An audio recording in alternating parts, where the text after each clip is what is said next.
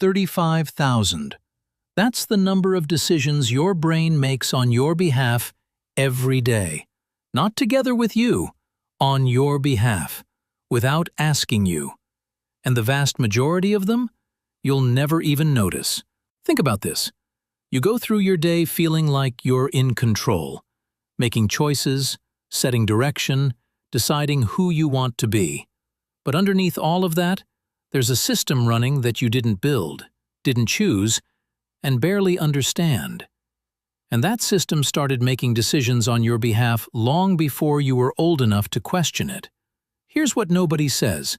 That system is outdated. It was built for a world that no longer exists, a world where the biggest threat wasn't a deadline, but a predator. A world where survival meant conserving energy at all costs, not building a career or breaking a bad habit. So when you wonder why you keep sabotaging yourself, why you set a goal and quit 3 days later, why you know exactly what you need to do and still don't do it, that's not a character flaw. That's an old operating system running on new hardware. And today we're going to address this, what your brain is actually doing, why it does it, and what you can do to stop it from running the show. The real structure of the brain. Okay, let me tell you something. This genuinely changed the way I look at this topic. You don't have one brain.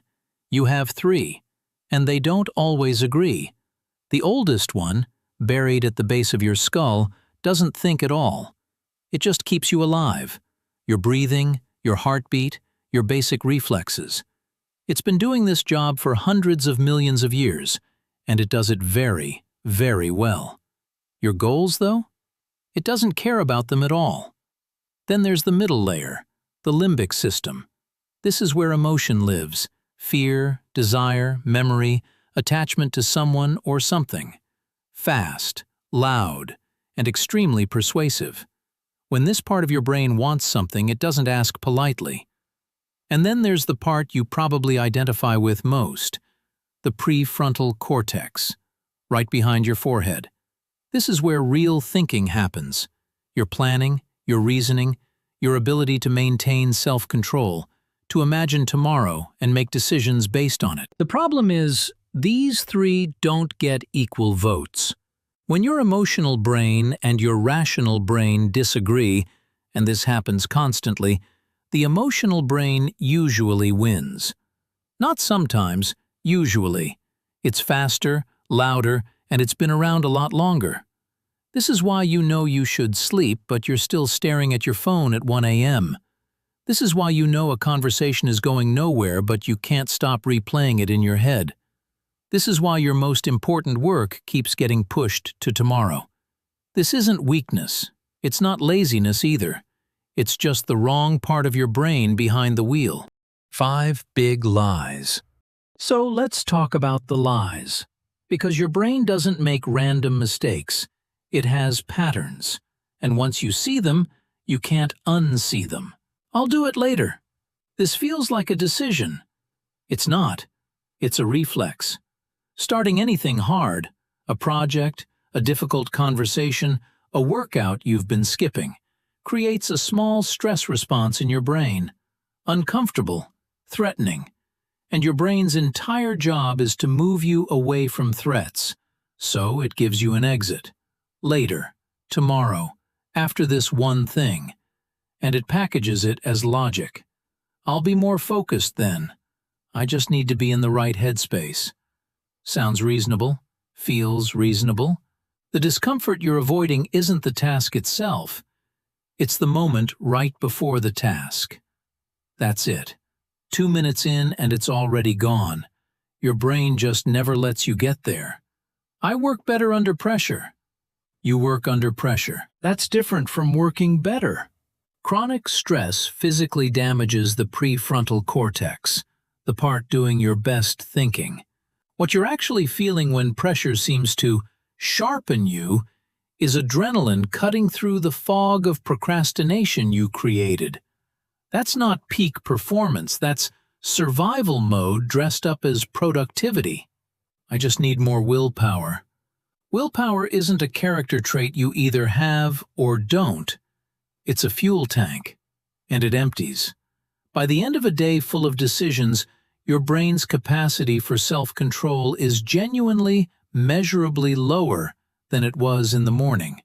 For example, judges hand down harsher sentences later in the day. For example, doctors order more unnecessary tests.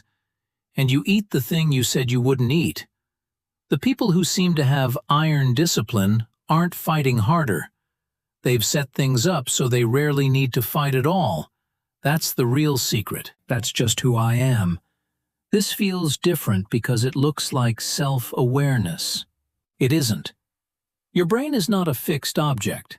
Neuroplasticity, meaning the brain's ability to physically restructure itself, is one of the most well-documented findings in modern neuroscience. The brain changes based on what you repeatedly do and think. Not quickly, not easily, but it changes. When you say, "I've always been this way, I've always been like this," you're describing a pattern that got reinforced over time. Patterns aren't permanent. They just feel that way because they've been around for a while. I know myself. Yes, you know a version of yourself. The version your brain built, maintained, and defended. We rationalize decisions that were already made emotionally and then tell ourselves a story about why they were logical. We mistake familiarity for accuracy. We believe our intentions are good even when our behavior constantly contradicts them. Real self-knowledge isn't a destination. It's an ongoing, uncomfortable process of catching yourself being wrong about yourself. People who are genuinely self-aware know exactly how often they're not. What you can do. None of this means you're stuck. It means you've been working with incomplete information. Here are the things that actually work. Stop trying to overpower your brain. Outsmart it instead. The battle between willpower and instinct is one you'll lose more than you win. Instead of relying on discipline in the moment, change what the moment looks like. For example, put the book you want to read somewhere you'll see it. Don't buy the foods you're trying to avoid. Lay your workout clothes out the night before. Your brain will always take the easier path. Your job isn't to stop that. Your job is to make the right thing the easier path. Use dopamine right. Dopamine isn't the reward chemical. It's the anticipation chemical. Your brain lights up most not when it gets something, but when it believes something good is coming. This is why habits form. A behavior gets linked to an expected reward, and eventually your brain starts pulling you toward that behavior automatically. So, attach something you genuinely enjoy to the behaviors you're trying to build. Not as a bribe, as a signal. The brain doesn't learn through lectures about what you should be doing. It learns through repetition and reward. Start smaller than you think you should. Most habits fail not because of lack of commitment, but because of starting too ambitiously. 2 pages beats, "I'll read every night, every single time." A 5-minute walk beats, "I'll work out for an hour." Not because big goals are bad, but because a small action done consistently teaches your brain that this is just what you do now. That's worth far more than any burst of motivation. Name it. When you feel the pull to procrastinate, say it, out loud or in your head. My brain is avoiding discomfort right now. When you feel anxious, label it. This is my threat response. UCLA research found that naming an emotion reduces its intensity almost immediately.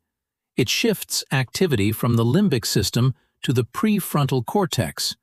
You stop being inside the feeling and start watching it. And from there, you can actually decide what to do. Treat your brain like your most valuable asset, because it is.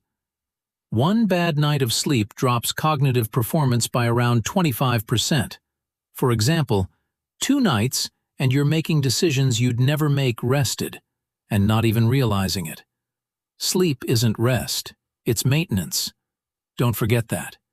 And 30 minutes of walking, not intense training, just walking, increases a protein called BDNF that literally helps your brain grow new connections. The research on this is overwhelming. Movement changes your brain chemistry faster than almost anything else you can do. Before we finish, I want to tell you something directly. None of this is a quick fix. Your brain didn't get this way overnight, and it won't change overnight. Anyone telling you otherwise is probably trying to sell you something. But this is true. Every time you catch your brain, every time you name the avoidance, shrink the task, protect your sleep, question the story you've been telling yourself about yourself, you're doing something real, something that compounds, something your brain will eventually stop resisting and start accepting as normal. That's how this thing works, not through grand transformation, through small, repeated interruptions to old patterns. You already did one today.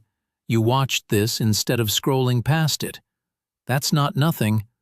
The version of you that understands how their brain works is already different from the one who started this video.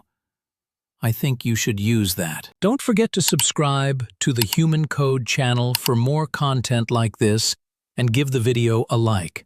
I'm waiting for your thoughts in the comments. See you in the next video.